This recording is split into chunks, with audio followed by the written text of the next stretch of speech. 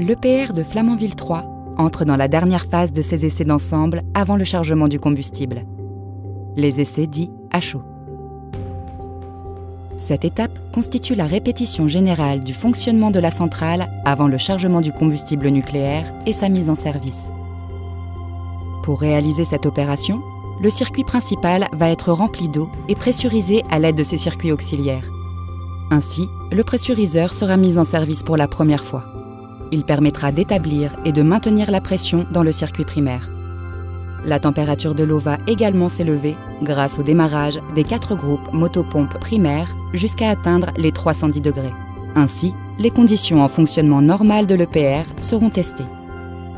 Le circuit secondaire va également être rempli d'eau. Par échange de chaleur, au niveau du générateur de vapeur, l'eau du circuit secondaire va être chauffée et se transformer en vapeur. Une première pour l'EPR Flamanville 3. Dans le cadre des essais à chaud, la vapeur produite sera directement dirigée vers le condenseur.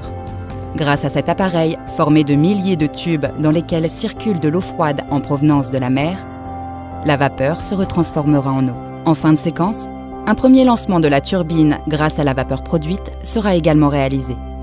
Pendant toute la durée des essais à chaud, un nombre très important de critères de sûreté et de disponibilité seront testés, analysés et vérifiés. Par ailleurs, entre autres, des tests de régulation et d'automatisme seront effectués pour valider le comportement et le bon fonctionnement de l'ensemble des matériels.